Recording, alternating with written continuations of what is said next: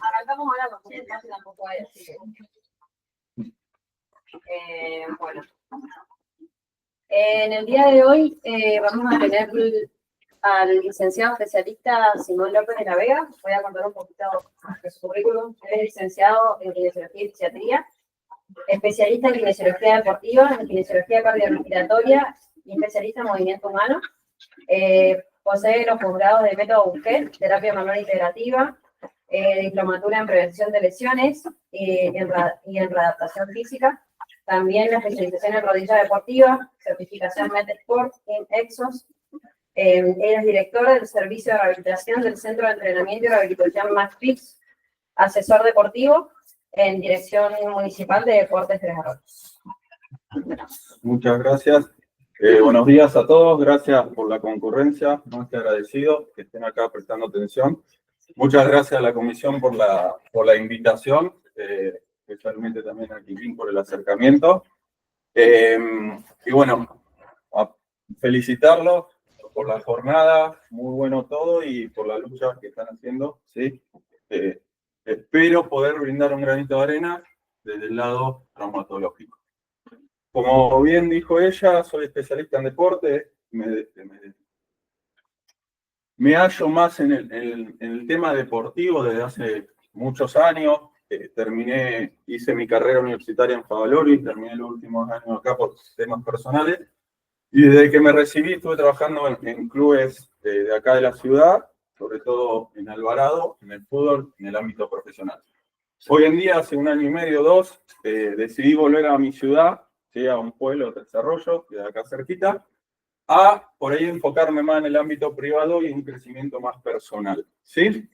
En este transcurso, en el pueblo uno hace de todo, ¿sí? Le gustaría hacer más deporte, el ámbito profesional en el deporte por ahí está bajo de nivel, por así decirlo, entonces uno va haciendo de todo. Hoy en día me gané una beca, hice la especialidad cardiorrespiratoria, ¿sí? En la Universidad de Rosario, y estoy empezando a tener contacto y formando proyectos para el hospital allá y la clínica.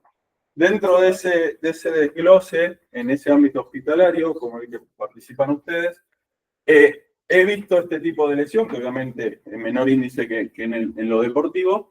Entonces, por ahí la charla está orientada a una mezcla de las dos, brindar herramientas, como dice ahí, desde la biomecánica, ¿sí? Para el abordaje de esta lesión, y sobre todo educacional, porque lo que me pasa a mí o lo que pasa a los kinesiólogos que tienen contacto conmigo en el ámbito hospitalario clínico, nos llegan los pacientes, ¿sí? De este tipo, postoperatorios, sobre todo los tenemos unos días en piso hasta que allá, por ejemplo, desean los trámites de la RT y van a un consultorio o van a un gimnasio, entonces no lo vemos mucho tiempo. Entonces abordé la lesión como creando una hoja de ruta para que ustedes tengan una herramienta en el caso de ver un paciente de este estilo, puedan generarle la educación de algún modo para que el paciente sepa o sea consciente de lo que tiene que lograr hasta el alta, ¿sí? Entonces la charla va en ese sentido. Ya me presentó ella, ¿sí? Entonces vamos a comenzar por acá, haciendo un repaso anatómico. El ligamento cruzado anterior tiene esa denominación por la disposición anatómica que tiene, que va de, como está marcado ahí, desde el cóndilo femoral externo a la meseta tibial interna, ¿sí? Algunos autores marcan que tiene 2 haces, un anteromedial y un posterolateral, y algunos autores hoy en día marcan que es un solo haz desglosado, como se ve en la imagen, doblado, ¿sí? Es un ligamento que tiene la característica de ser una lesión grave, ¿sí? No por el daño estructural que se produce cuando es aislada, puede estar acompañado de otras lesiones, ¿sí?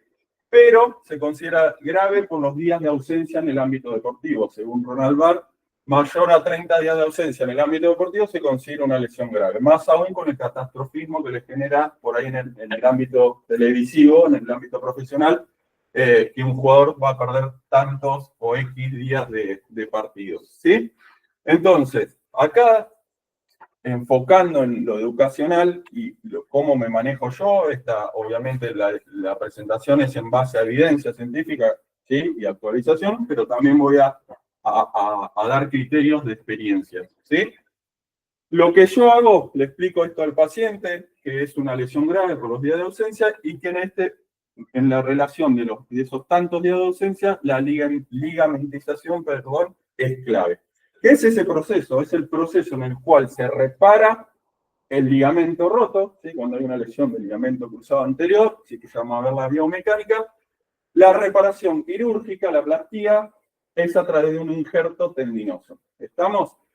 Y nosotros, como kinesiólogos, a través de la carga de ese injerto o neoinjerto nuevo de tendón, podemos hacer que adquiera propiedades de ligamento, ¿sí? No que se transforme en un ligamento, pero que adquiera propiedades.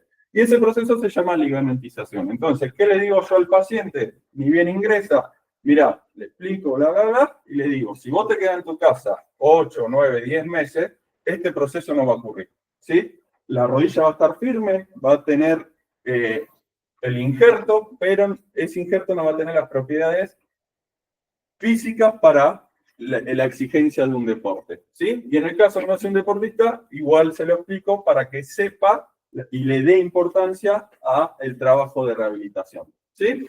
Por otro lado, tiene una alta tasa de recidiva esta lesión. 1 cada 4 aproximadamente se vuelven a lesionar y como mecanismo de lesión, 70% son sin contacto.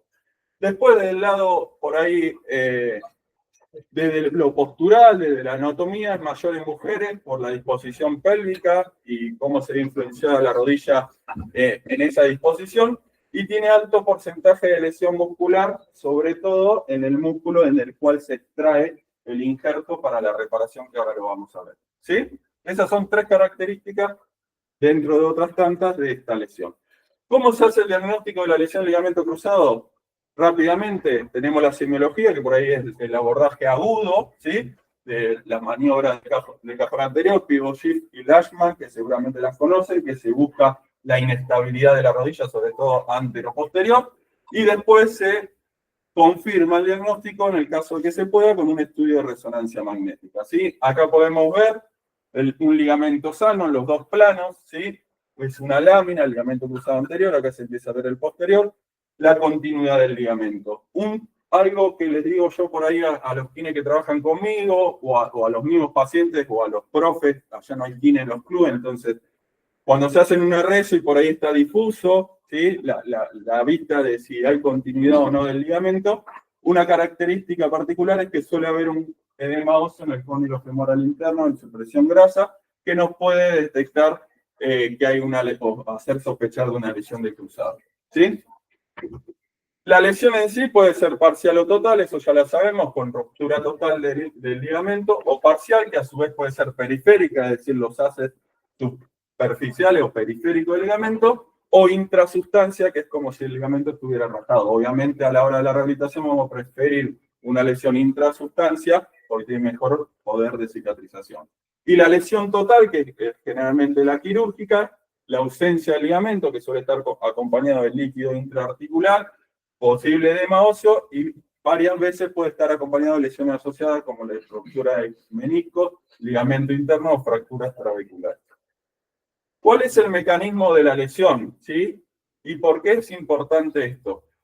Porque, como les dije, la idea de la charla es generar un razonamiento biomecánico y en lo posible trasladar ese razonamiento, ¿sí?, al paciente para que sepa lo que tiene que lograr en el transcurso de su rehabilitación en el caso que nosotros no lo podamos seguir. Entonces, explicarle a grandes rasgos, ¿sí?, cómo es el mecanismo, porque es lo que tiene que proteger después. ¿Qué pasa en el cuerpo cuando se produce la lesión? Hay una inclinación de tronco homolateral, miren el jugador ahí de Real Madrid, rotación de tronco contralateral, aducción de cadera, valgo dinámico de rodilla, es decir, que la rodilla se vaya hacia adentro, y el pie suele apuntar a la rotación externa. Este es el mecanismo más frecuente, también puede ser con una hiperextensión brusca después de una caída, de un salto, pero particularmente esto es lo que más se ve hoy en día, ¿sí? Obviamente, extraído de un estudio de corte con análisis de video, ¿sí? Y si nos vamos a un zoom de la rodilla, ¿sí? Nos enfocamos solo en la rodilla, hay una traslación anterior de la tibia cercana a la extensión, es decir, la tibia se va hacia adelante con respecto al fémur, un valgo dinámico incrementado sumado a una rotación en articulaciones periféricas, ¿sí? Ese es el mecanismo de lesión a nivel de la articulación de la rodilla en el cual predomina la lesión del ligamento cruzado. Por otro lado, generalmente se produce con los tres planos, como vimos, con el pie apoyado en el suelo, ¿sí? Y en situaciones, en el ámbito deportivo, en situaciones de pressing, donde el jugador va a marcar, va a robar un balón, se desmarca, ¿sí? Donde generalmente hay una aceleración consiguiente a un freno y cambio de dirección. En las propiedades del ligamento, ¿sí? Tienen por la curva de plasticidad un punto de ruptura por el principio de todo o nada cuando llega a 2100, aproximadamente 2200 newton, el ligamento se rompe, ¿sí? Se deforma un 8%, ¿sí? Y cuando llega a ese punto de carga se suele romper. Factores de riesgo que implican en la lesión. Como vimos y como sabemos de Milwaukee hace muchos años, hay factores de riesgo intrínsecos y extrínsecos que nos condicionan, ¿sí? Y que mediante un hecho desencadenante nos predispone a sufrir la lesión. Pero últimamente se supo, gracias a Natalia Bittencourt, que esos factores de riesgo forman en cualquier lesión, no ligamento cruzado, un sistema complejo. Ese sistema complejo lo que nos demuestra es que esos factores de riesgo, muchos no lo vamos a nombrar, se van relacionando en cada momento de una manera diferente, ¿sí? Entonces, yo puedo saber niveles altos de fatiga en un jugador, bajos niveles de fuerza, lesiones previas, y puedo pensar que ese deportista está predispuesto a sufrir una lesión, ¿sí? Pero después entran en juego muchos otros factores que se relacionan en un minuto de juego, en otro minuto de juego cambia, ¿sí? Entonces nos permite predecir una lesión, ¿sí? Esos factores de riesgo, hay momentos que se relacionan de una manera y generan regularidades y el deportista no se lesiona, y hay momentos, ¿sí? Cuanto más factores de riesgo intrínsecos y extrínsecos hay, se relacionan de una manera que generan irregularidades que pueden producir la lesión. Entonces, ¿por qué explico esto? Porque nosotros, haciendo una evaluación inicial, ¿sí? Podemos, y mediante la anamnesis y antecedentes, podemos generar un perfil de riesgo del deportista o del paciente para generar un plan preventivo a futuro, ¿sí? Para tratar de corregir eso. Pero tratar de predecir una lesión o desenrayar todos los factores de riesgo, quedamos como el muñequito, ¿sí? ¿Cuáles son principalmente las cosas que yo veo y que coinciden con algunos estudios que he consultado? La lesión previa, como sabemos, a nivel traumatológico y deportivo, es el principal factor de riesgo. Una vez que hay una lesión, generalmente la articulación o la misma lesión, es muy probable que se vuelva a lesionar o aumente el riesgo. Los niveles altos de fatiga, que están relacionados con bajos niveles de fuerza, y que eso nos conlleva déficit en la biomecánica, en el control motor, y con, por ejemplo, el valgo dinámico, que es uno de los factores de riesgo. Por otro lado, hoy en día estoy haciendo formación de PNI también, y no quise introducir esto, pero tener en cuenta y dentro de la evaluación, en la anamnesis, crear un perfil metabólico del paciente también nos va a influir mucho la alimentación, el descanso, los trastornos psicológicos o el modelo biopsicosocial, porque si nos quedamos con esos factores, podemos dejar cosas importantes de lado, ¿sí? ¿Cuáles son los tipos de cirugía a la hora que se produce la lesión? Vimos los mecanismos de riesgo, vimos los mecanismos de lesión, perdón, los factores de riesgo. Y ahora, suponiendo que tenemos un paciente con una lesión, ¿sí? Que esto también es importante, porque yo a veces juego con los pacientes, ni bien llega, le digo, ¿qué tipo de cirugía te hicieron? Ah, ni idea. ¿Y de dónde te sacan el tema? Ni idea. Entonces es importante explicarle al paciente esas cosas, ¿sí? Hay a grandes rasgos tres. Una con aloinjerto, injerto cadavérico, que es rara, ¿sí? Pero ocurre. Después está la disquio semitendinoso recto interno cuádruple y la de hueso tendón hueso rotuliano, ¿sí? Las palabras lo dicen. La de isquiotibiales semitendinoso recto interno extraen el injerto ahí de esos tendones, lo desdoblan, forman un tendón cuádruple y van orientados mediante túneles, clavijas, tornillo o endobotón arriba, en la dirección en la cual estaba el ligamento anatómicamente, ¿sí? ¿Qué característica tiene este tipo de cirugía? Que hoy en día es la que más se usa porque la incisión es fácil y pequeña, es más rápida, ¿sí? Tiene menos cuidado, es menos doloroso, pero tiene una integración más lenta con respecto al rotuliano que usa por ahí tactos óseos, ¿sí? El rotuliano por ahí era el que más se usaba, ¿sí? Porque el tendón rotuliano tiene más resistencia que los de isquio, ¿sí? Pero conlleva a, por ahí, dolores anteriores de rodillas, tendinopatía, etc. ¿Qué es lo importante de esto? Que por ahí lo que decide es el cirujano, pero hay que tener en cuenta, en el caso de ser un deportista, la especificidad del deporte, porque si yo tengo un jugador de básquet y le hacen este tipo de cirugía a un jugador de vóley que salta mucho, yo en la rehabilitación, ¿sí? Voy a tener en cuenta eso para no sobrecargar ese tendón, ¿sí? Y en el caso de que lo vea poco tiempo, como estuvimos hablando, y que después se vaya, se lo tengo que dejar en claro, ¿sí? Y hoy en día se está demostrando que lo fundamental a la hora de la cirugía es la orientación en la cual queda el injerto dentro de la rodilla, que tiene que ser, obviamente, lo más parecido al ligamento, a la orientación y a los grados que tiene el ligamento de forma original. Muchas veces los cirujanos juegan con la orientación de ese injerto para limitar uno u otro movimiento. También se puede hacer un refuerzo del EMER, que hoy en día se está volviendo a usar, que es desinsertar el tendón de la fascia lata, pasarlo fuera del ligamento lateral y volver a insertarlo para generar un refuerzo de la rodilla cuando hay, por ejemplo, pacientes con mala pisada o con antecedentes de mucha lesión. Acá hay un video, no sé si lo voy a poder pasar, a grandes rasgos, ¿sí? Este video le agradezco a Cristian Meganutti que me dejó filmar, que es un cirujano acá de la ciudad. Acá hay una lesión compleja de rodilla, una ruptura de menisco, ¿sí? Que en ese caso está desprendido, entonces lo que se observa ahí es que no conllevaría o no sería beneficioso realizar una cirugía, entonces ahí se sacaría el menisco. Hay una lesión osteocondral, ¿sí? El cóndilo, y ahora se va a ver la lesión del ligamento cruzado casi completa, ¿sí? ¿Cómo se repara básicamente a través de una lesión, una cirugía de isquio o tendón cuádruple? Acá se hace una fenestración en la lesión osteocondral, ¿sí? Se sacó el menisco y ahí se ve el injerto, ¿sí? Del 9, bastante riesgoso porque es un jugador de fútbol delantero, ¿sí? Que tiene muchas lesiones asociadas. Bien, en cuanto a las herramientas, ya tenemos el paciente operado. ¿Qué herramientas podemos usar? Hay muchas guías de Melbourne, de Aspetat, que nos marcan más o menos una hoja de ruta de cómo trabajar con estos pacientes. No es la idea es generar una receta, la idea es generar un razonamiento. Yo hace poco encontré este estudio que está dando vueltas, que se observó o hicieron un análisis de herramientas y yo marqué algunas acá que les generen duda a ustedes, que como me generó a mí cuando lo leí.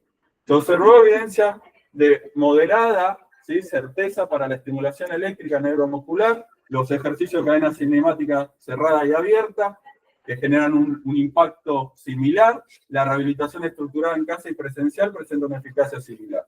Entonces, ¿qué sacamos de esto? Que es tan importante como el trabajo en consultorio, el trabajo en la casa del paciente, que los ejercicios de cadena cerrada y abierta tienen una eficacia similar, entonces no exigir de más con cadena abierta en una etapa temprana, pero usarla con moderación, y la estimulación eléctrica, usarla como herramienta conjunto a la contracción activa. Se observó evidencia baja, ¿sí? Para la terapia de ejercicios preoperatoria, eso me llamó la atención, que la crioterapia reduce el dolor y el uso de analgésicos, y la vibración corporal que mejora la fuerza del cuádriceps.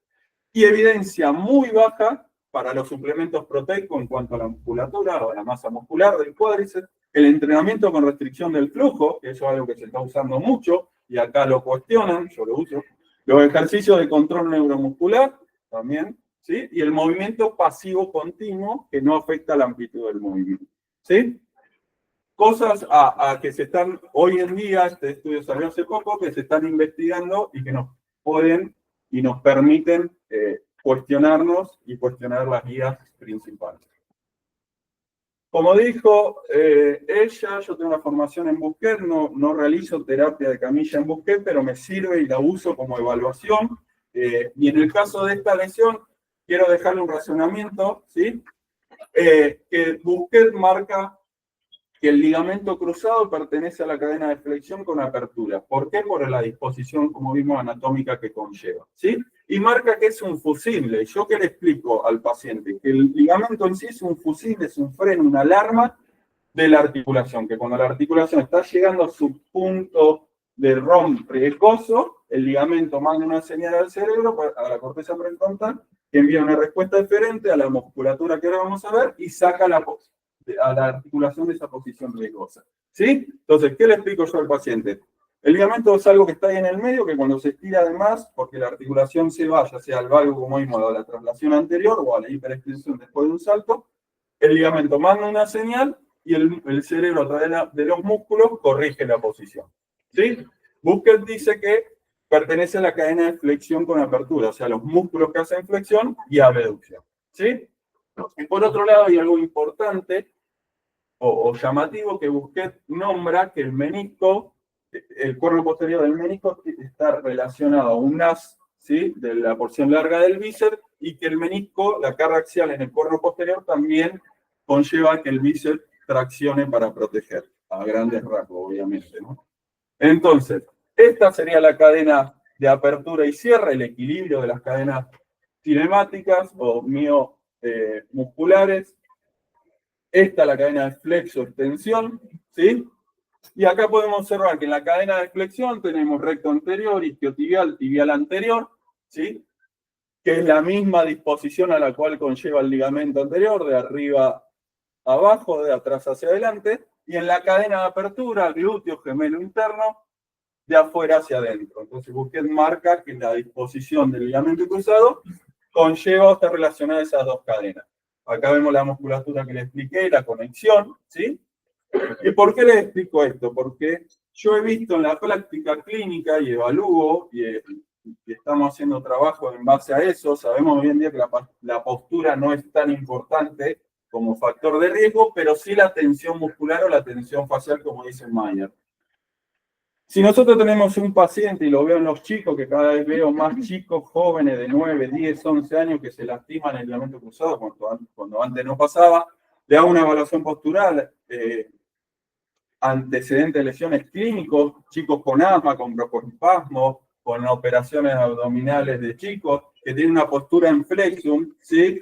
Y que en esa postura en flexion la pelvis se va a retroversión y que nos genera un desequilibrio, este equilibrio, valga la redundancia, entre cuádriceps y isquio, ¿sí?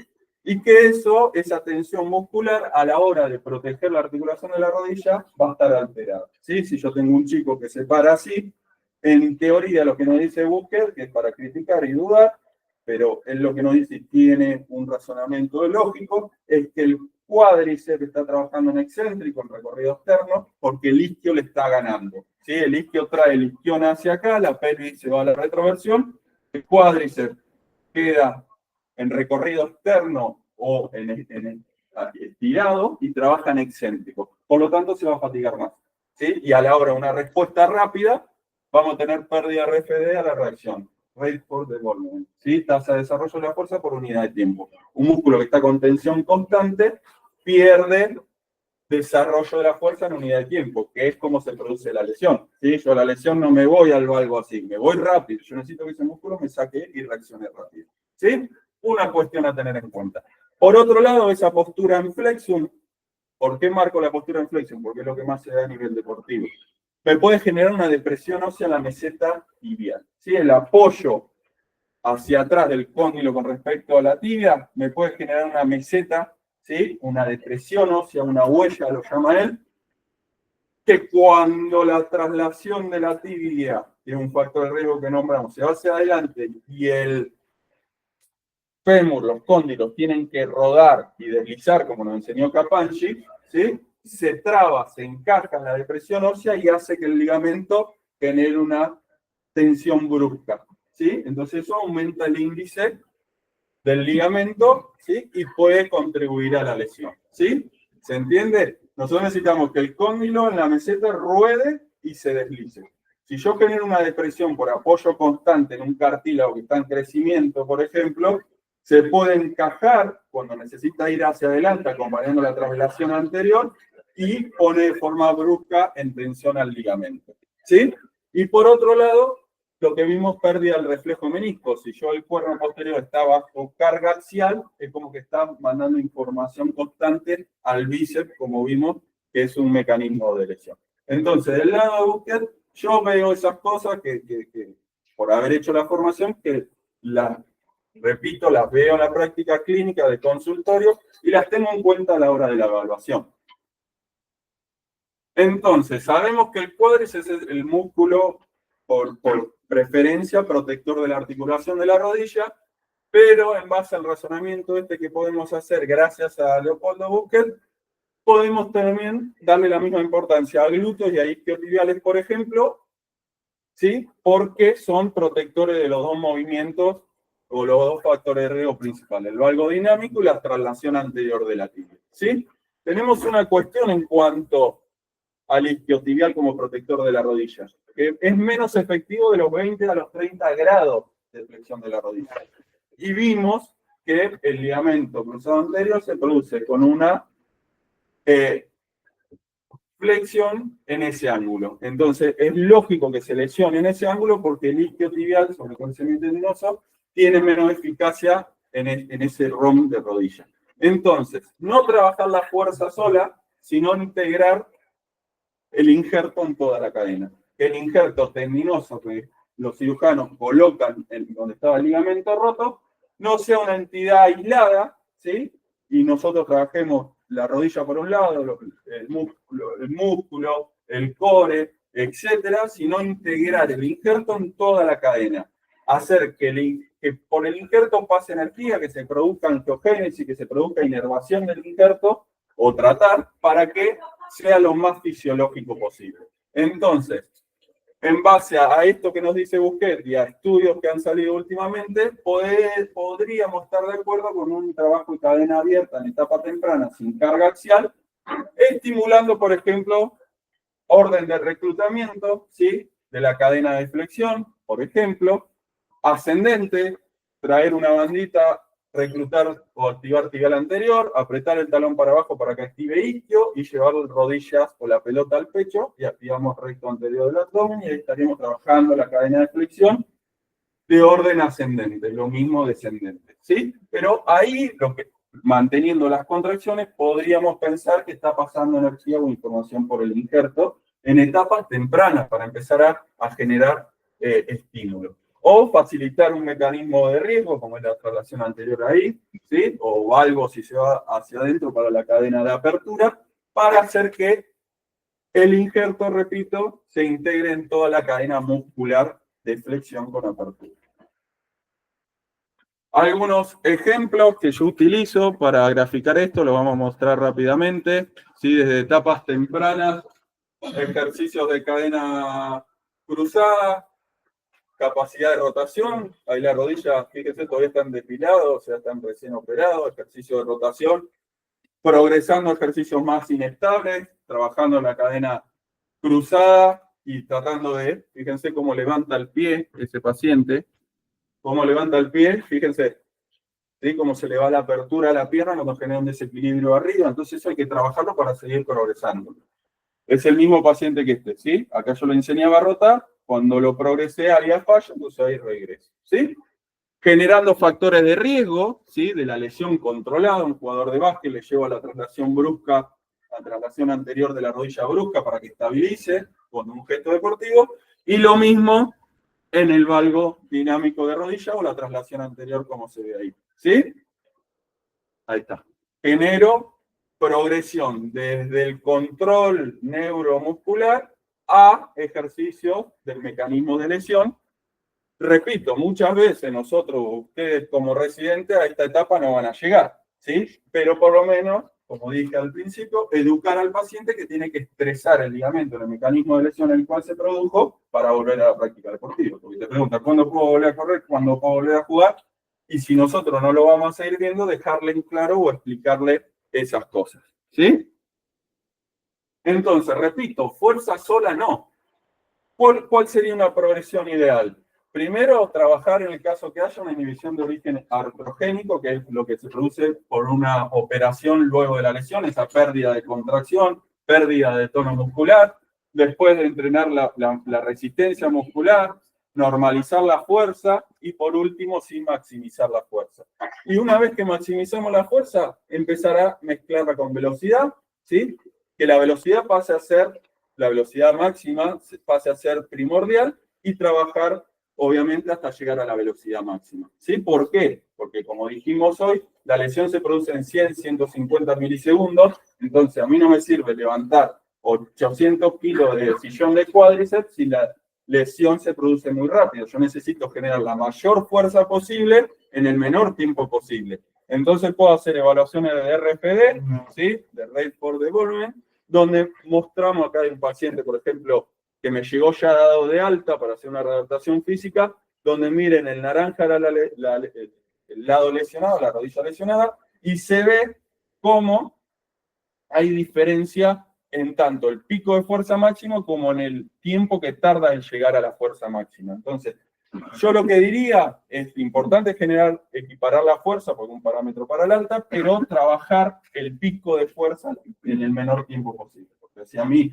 voy a generar un pressing, como vimos, que es un mecanismo de lesión de la que estamos hablando, eso se produce muy rápido. Un desequilibrio, el salto, la caída de un salto se produce muy rápido. Entonces yo necesito generar la fuerza para que el músculo me saque de la posición, pero de forma rápida. ¿Sí? Si la respuesta es lenta, la articulación sigue, ¿sí? Y tenemos problemas. Entonces, ejercicio a modo de práctica, de nuevo, donde buscamos la mayor fuerza posible en el menor tiempo posible. De isquiotibiales, como se ve ahí, que vimos que es fundamental para frenar la traslación anterior de la tibia, ¿sí? Glúteos con isquiotibiales.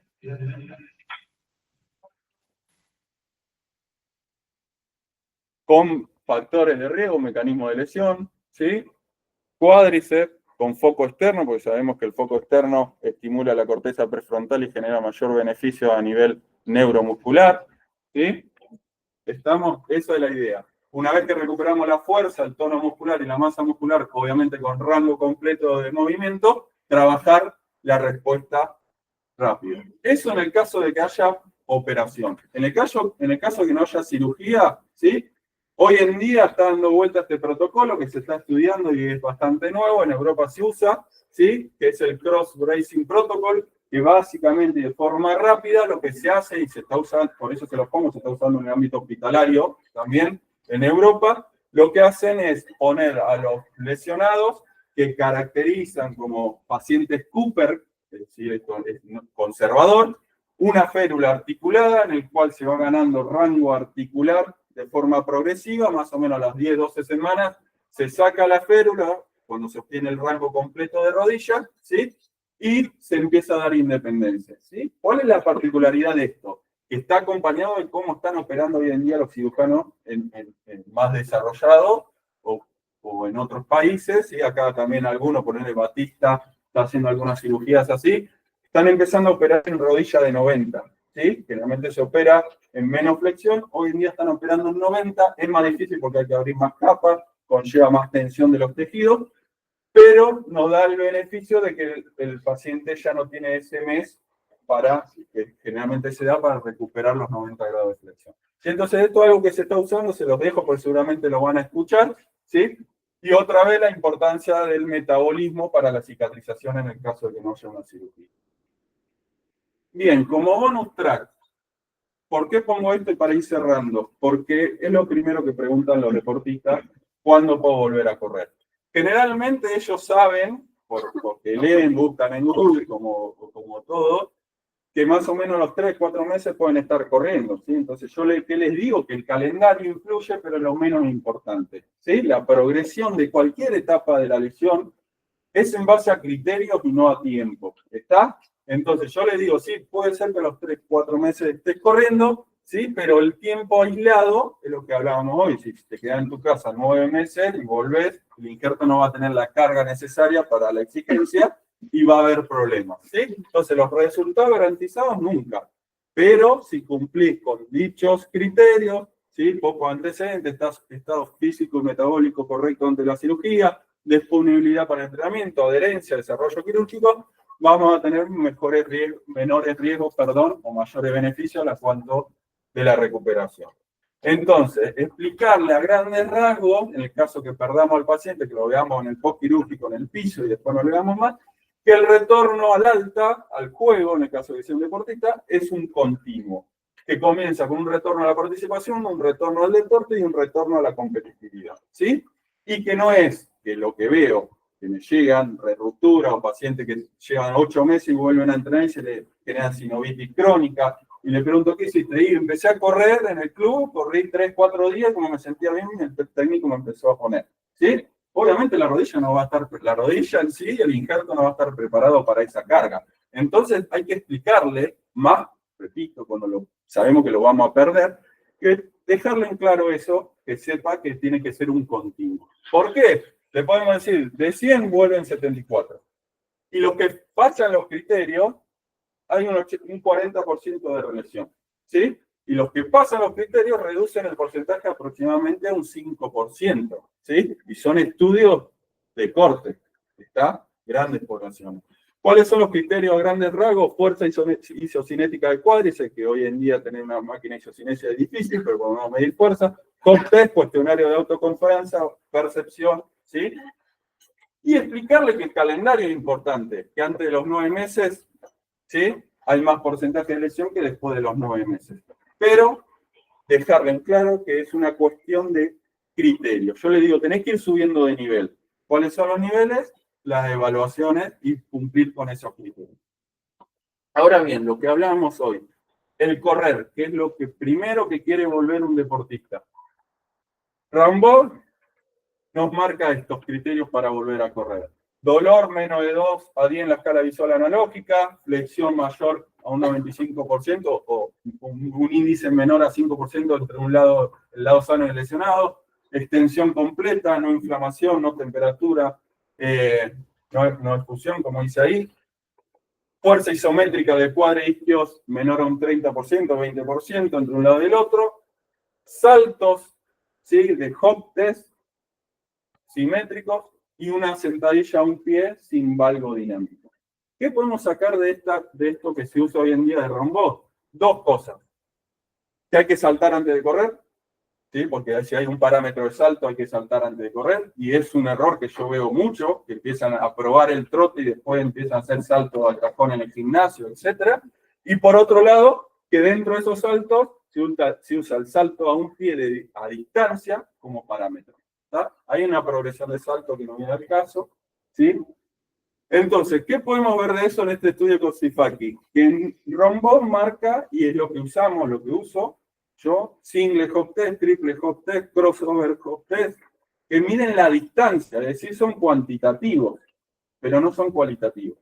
Entonces, enfocarse también en la calidad del salto, porque a mí no me sirve saltar 1 metro con esta y 1 metro con esta, si cuando caigo con esta, estoy inestable. ¿Está?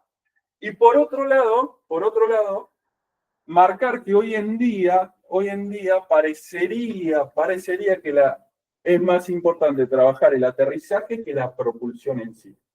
¿Por qué? Porque en estudios, como dice el Gotsifaki, se está viendo que la rodilla tiene más implicancia en el landing que en la propulsión, en el aterrizaje, ¿sí? Y en el caso de trabajar la propulsión, habría que trabajar el salto vertical y no horizontal. Es decir, buscar altura y no distancia. Y cuando caemos, enfocarse en el aterrizaje, ¿sí? Lo ideal es siempre con foco externo. ¿Está? Entonces, trabajar saltos como Counter Moving Jam, Squat Jam, Balakov, ¿sí? Y no tanto distancia. ¿Está? Ejemplos de esto, ¿sí? Una progresión de aterrizaje, distinto ángulo, distinta distancia, pero enfocado en el aterrizaje.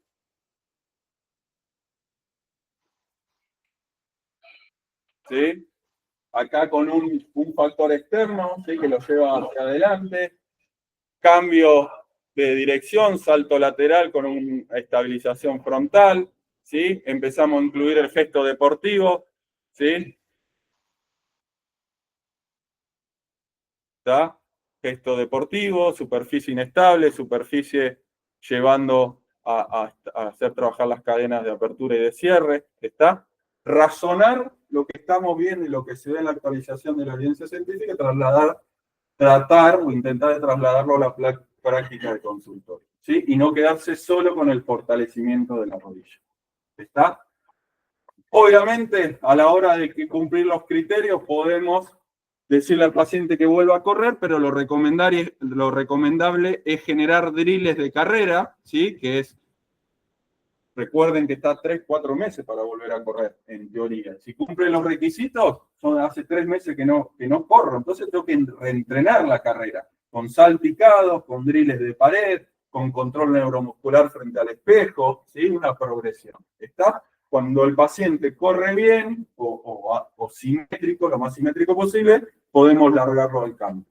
¿Está? Y por último, le quiero dejar 10 errores que veo yo en la práctica clínica y de consultorio para una posible investigación o refuerzo de esto, ¿sí? O para que investiguen ustedes por su cuenta. Adaptar al paciente un protocolo, bajar la guía de Aspetas y tratar de hacer paso a paso lo que dice ahí, por más que la crearon gente que la tiene re clara y que estudia eso. ¿Por qué? Porque no hay 2 pacientes iguales, no hay 2 rodillas iguales, ni 2 metabolismos iguales. Tratar de evitar el lag cuadricipital, origen artrogénico, sí, eso es fundamental, evitar ese lag postoperatorio, que por eso hoy en día se recomienda el preoperatorio para tratar de perder lo menos post cirugía, por más que vimos que en la revisión el preoperatorio no tiene tanto beneficio. No tener miedo a la carga de peso, ¿sí? Tyler ya hace muchos años demostró que ejercicio controlado de carga de peso, 15-20% del peso corporal en etapa temprana pueden funcionar en el caso que no haya sutura de menisco. Ojo con la demora de la extensión, ¿sí? Porque va a generar alteraciones biomecánicas. Ojo con la flexión sádica, ¿sí? Colgarse y tratar de ganar la flexión de forma de prepo, digamos.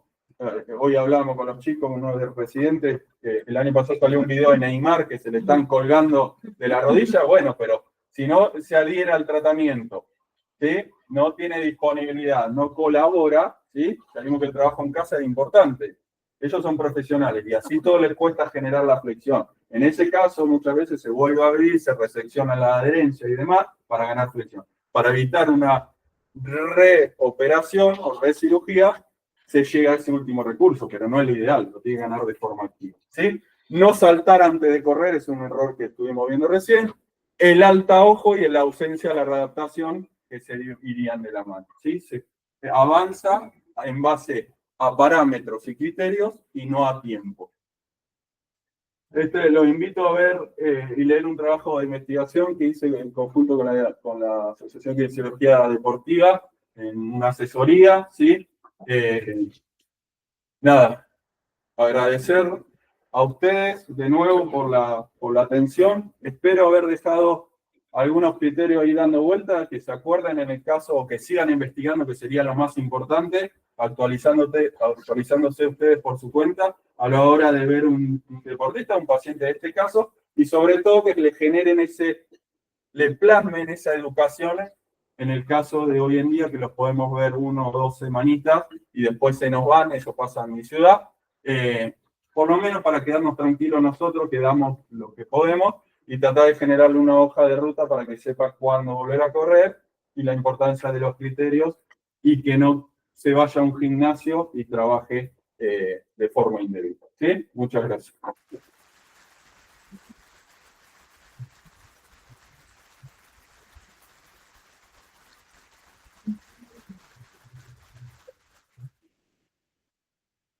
¿Alguien tiene alguna duda o algo? Tenemos un poquito de tiempo.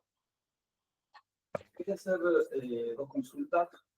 Primero, hablaste del modelo de Bittencourt, Sí. que hay diferentes unidades que interaccionan entre sí para ver si hay después una lesión o no. Quería saber tu opinión si considerás algún factor que puede estar presente en casi todos los casos y si me pondrías un poco más por sobre el resto. Y después mencionaste algunas de esas posibles unidades que la tasa de desarrollo del fuerza y demás, y le diste bastante relevancia al punto de vista biomecánico, en la función más estática. Sí. Si consideras también relevante cómo el comportamiento biomecánico, pero en una condición más dinámica, pensando en un cambio de un análisis, un cambio de dirección, o sea, Perfecto, buenísimas las dos preguntas. Justamente se llama un modelo complejo, entonces es hasta complejo de explicar, pero antes lo que veíamos era factor intrínseco y extrínseco. Analizamos los factores del paciente y los extrínsecos del medio ambiente en el cual se desarrollaba la actividad que hacía. Y que con un hecho desencadenante se producía la lesión. Lo que hizo Natalia es, como bien dije, que esos factores de riesgo que están presentes se relacionan de manera diversa todo el tiempo. ¿Sí? Que no podemos sacar una foto del deportista en un momento porque hay biomecánica, hay oponentes. Entonces, esos factores de riesgo se van relacionando de una manera y otra. Pero si bien es claro acá, como marca ella, hay factores de riesgo más predisponentes o más predominantes, ¿sí? De acuerdo al deporte, de acuerdo a la persona. Y yo particularmente lo que más veo son los niveles de fatiga, ¿sí? Mal manejo del control de carga, básicamente, en el ámbito, yo por ahí hoy en día estoy más en el ámbito amateur, que estuve en el ámbito profesional, que cambia mucho, pero hoy en día lo que más veo, y ella acá marca una lesión muscular, pero lo que más veo es niveles altos de fatiga correlacionados a lesiones previas, ¿sí? En base a esos dos factores de riesgo predominantes, yo creo que los demás están influenciados, ¿sí? Repito, yo en el ámbito amateur, no hay quienes en los clubes, los profes no hay dosificación de carga, no hay evaluaciones, entonces son gente que cuando son adultos trabajan y después van a entrenar o entrenan en las pausas de trabajo, entonces es muy difícil llevar un control del desarrollo y monitoreo de la carga, entonces hay alteraciones en cuanto a la fatiga importante y creo yo en el ámbito amateur que es un factor importantísimo además de las lesiones previas, ¿sí? Y después, en cuanto a las variables físicas, la fuerza está claro que es fundamental y va a determinar otros factores de riesgo, porque aumentando, por ejemplo, niveles de fuerza, como dice Tim Gabbett, podemos hacer que un factor de riesgo X sea una rigidez, sea un modulador y no un mediador, que es un modulador que genere protección, ¿sí? respecto a manejo de cargas, que el estímulo de partido es muy alto en relación a lo que viene haciendo, no es que es la fatiga de que viene cansado, o sea... Las dos, porque en el ámbito amateur, y es lo que se está investigando hoy en día con las lesiones y todo lo que pasó a principio de año, ¿sí? En el ámbito profesional, el calendario cada vez más ajustado, por lo tanto hay que hacer malabares para dosificar la carga, ¿sí? Que tenga un sweet point, como dice Tim Gabbett, de 0,7 y 1,3 de monitorización de carga con la dosificación y demás. Es muy difícil por el calendario, porque tenés partido cada tres días, y en el ámbito amateur hay una persona que come mal, que descansa mal, o que no tiene los recursos para alimentarse, y que por ahí tiende a un ámbito profesional, que trabaja, ¿sí? Que tiene hijos, entonces ahí el nivel de fatiga se va por las nubes. Empieza con lesiones, contracturas, sobrecarga, desgarro, y termina con lesiones articulares, ¿sí? Es en el ámbito amateur que es lo que más veo yo. Cuando está en el ámbito profesional hice un estudio de incidencia de lesiones y me dio más una implicancia, por ejemplo, mayor de factores psicológicos, ¿sí? Ansiedad, depresión porque no jugaban, enojo y demás, ¿sí? Pero yo creo, y coincido, por eso puse, aunque sea muscular, estos tres, porque la fatiga, la lesión previa y los niveles de fuerza creo que en los tres ámbitos son los que más predominan, ¿sí? Y son los que más uso. Y la otra que me habías preguntado en cuanto a esto, no me quise meter en la biomecánica dinámica en sí, porque no terminaba más, pero el análisis de los cambios de dirección, de los frenados, como vimos del salto, obviamente es fundamental, ¿sí? Porque no, como dije, hoy en día se sabe que la postura no influye o como factor de riesgo y que no hay una postura correcta, por lo tanto, una flexión de rodilla nos puede indicar tensiones, pero a la hora de la biomecánica es otro mundo distinto y tranquilamente por ahí esas tensiones no influyen, ¿sí? Pero en un paciente que va a estar con una cirugía que empieza desde quieto, hay que tenerla en cuenta. Y en cuanto a la biomecánica, cuanto más se pueda abordar, ni hablar, ¿sí? Análisis de cambio de dirección, análisis de aceleración, análisis de velocidad máxima, mediciones con GPS, ¿sí? Tratar de llegar a los parámetros normales que tenía previo a la lesión o a las medias que tenemos en investigación, obviamente. En sí se trata más de biomecánica que de estática, pero no me quise meter en eso porque la idea era en esos pacientes que tenemos 1 o 2 semanas y los perdemos. ¿Sí? ¿Alguna otra consulta? En la consulta mostraste los criterios de la robó para la vuelta Sí. del trote, y entre ellos está la simetría del 70% de los saltos. ¿Qué tenés en cuenta o qué evaluación haces previa a iniciar el salto para decir este paciente puede iniciar? Yo tengo la plataforma de fuerza y tengo el dinamómetro, entonces me voy enfocando obviamente primero en recuperar el ROM, la masa muscular, junto con el médico que lo va progresando y me va dando el ok, ¿sí? El cirujano. Una vez que recupero la fuerza isométrica total, empiezo a preparar el salto, ¿sí? Con esta progresión. Absorción de energía, producción concéntrica, integración del salto, ¿sí? Y después saltos continuos o específicos del deporte, ¿sí? Entonces, ¿qué salto uso yo? Primero, drop, sería un drop test vertical de absorción de energía, ¿no? ¿Sí? Que le saque el miedo a la carga completa con impacto, ¿sí? Después voy progresando y logro y practico, entreno lo que le voy a evaluar después. El drop, el single, el triple salto, ¿sí? Porque no sirve, está muy buena pregunta, no sirve que yo le vaya a saltar al cajón, a un step, al otro, y después le tome distancia cuando nunca lo practicó tampoco, ¿sí? Con respecto a la calidad del salto, La calidad del salto suelo poner una camarita y después analizo y no vea la biomecánica del aterrizaje, ¿sí?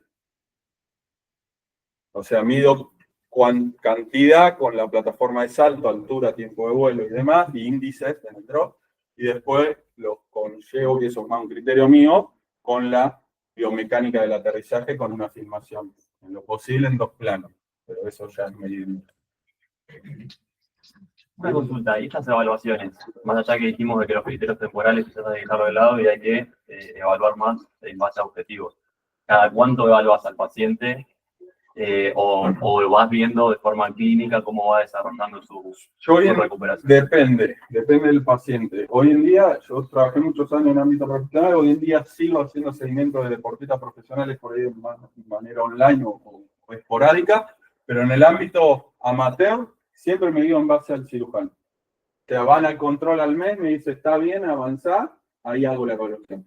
Mido simetría de muslo, fuerza isométrica con dinamómetro, mido capacidad de marcha, digo, está ok, paso progreso.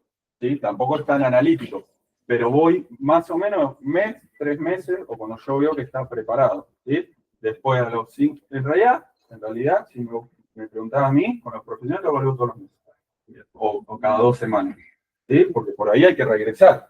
Por ahí yo tengo planteado pasar de absorción excéntrica a propulsión. Y veo que hay fallas, entonces hay regreso, evalúo de nuevo. ¿Bien? Pero básicamente los amateurs después de los controles médicos. ¿Sí? Al mes va al control médico, a los 2 meses, y ahí vuelvo, o antes del control médico, y lo mando con los resultados. ¿Y después tenés alguna mayor experiencia con respecto a pacientes Cooper, aquellos que cumplen los criterios? Un montón. Y si tenés buenos resultados o no en Sí, base a esa población. estoy tomando nota como para hacer un trabajo justo hoy en día estamos con unos chicos de la Prida o la Barría Azul haciendo un trabajo de investigación en base a eso, o intentando recabar información en base a un problema, obviamente, de por qué hay tantos chicos hoy en día con lesión, cada vez más jóvenes, que lo ideal sería que se clasifiquen como pacientes Cooper, pero el problema es que no clasifican como pacientes Cooper. Entonces ese es el problema. Y los que no, he tenido el riesgo por falta de recursos, porque el club no les ha pagado a chicos de 14, 15, 16 años, que no clasificaban como pacientes Cooper, hicimos el esfuerzo y han tenido resultados. ¿Sí? Hoy en día, en pediátricos hablando, he tenido 20 Cooper, de los cuales zafaron de la cirugía 12. Y hoy en día están en actividad. Entonces, un buen índice. Lo que falta son los criterios, porque fue todo así. Para ya de entrada no clasifican como Cooper, entonces me resulta difícil generar un criterio de seguimiento. Pero fue más porque no quedaba. ¿Sí? Y por decisión de los padres y demás, obviamente.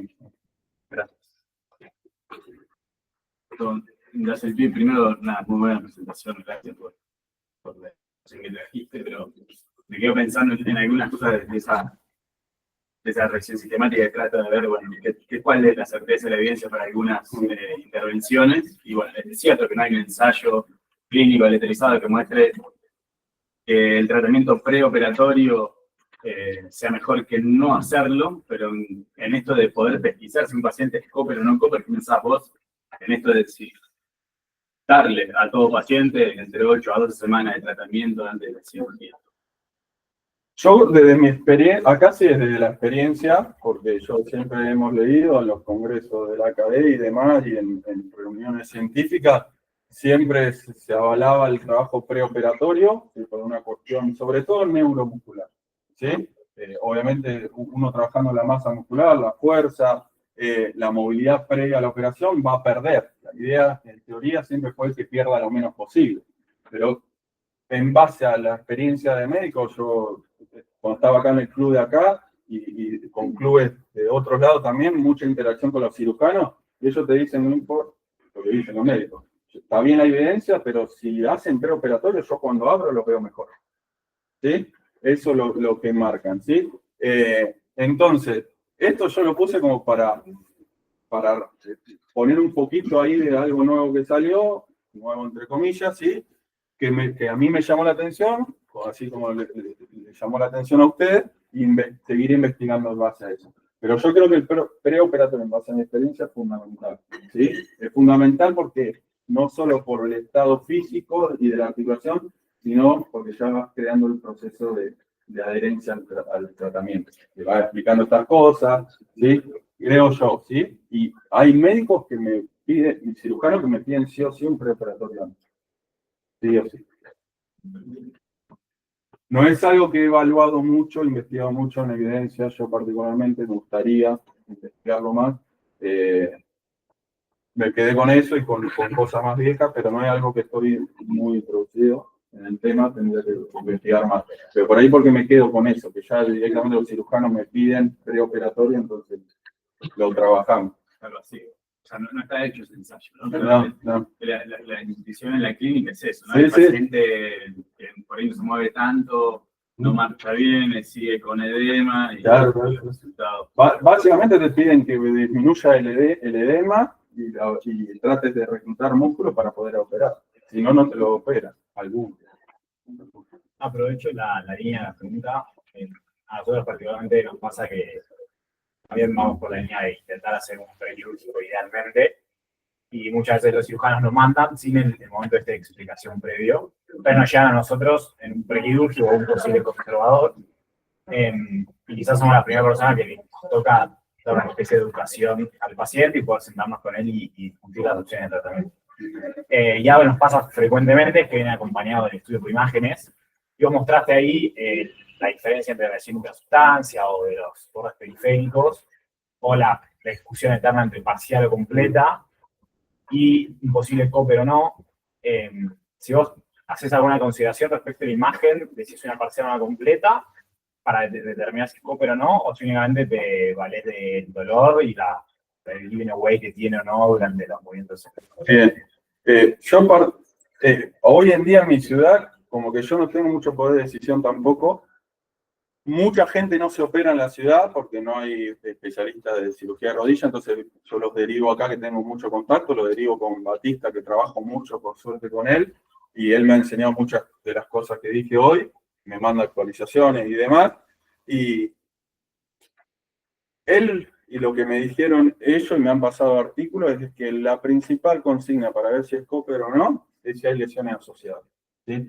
Entonces, si es lesión total y hay lesión asociada, cirugía, ¿sí? Si es lesión parcial y no hay lesiones asociadas, se intenta un tratamiento conservador, dejando en claro muchas cuestiones y criterios de trabajo interdisciplinar. Nutrición, psicología, profe, ¿sí? Y si es parcial con lesiones estructurales, tiene que sí o sí hacer una consulta en vivo, porque allá la gente por la distancia suele hacer una consulta online con el médico, le explica, le muestra la rezo, hablan conmigo, entonces ahí a una consulta online para ver el grado la clínica de la rodilla, y ahí el cirujano toma medidas. Yo les explico eso, porque muchas veces me toman como primera consulta a mí y vienen con la resonancia y yo les digo esto, básicamente. A mí me enseñaron para que no me hagan decidir a mí, básicamente.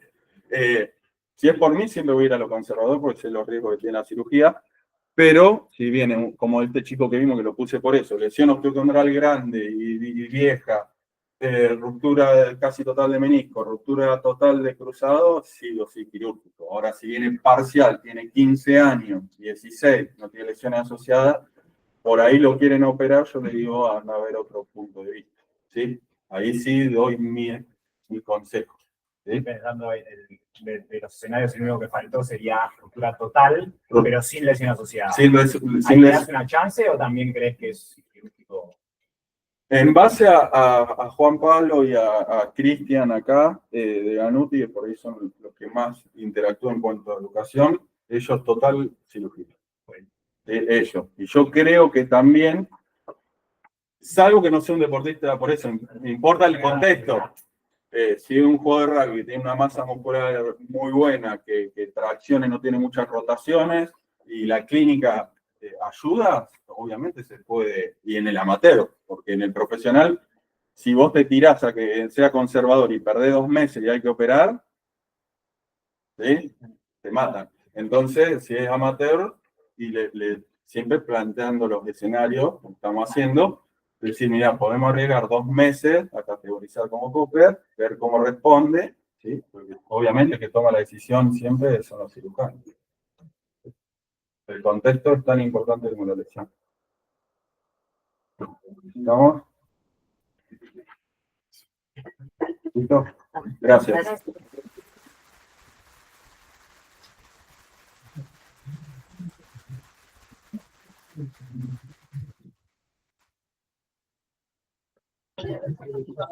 Mil gracias. Estamos completamente. Oh, gracias. Gracias. Gracias.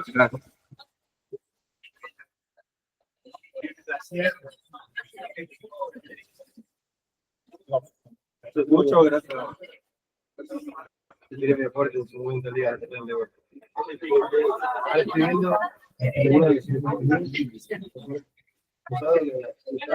Estamos usando mucho. Tengo 12, así.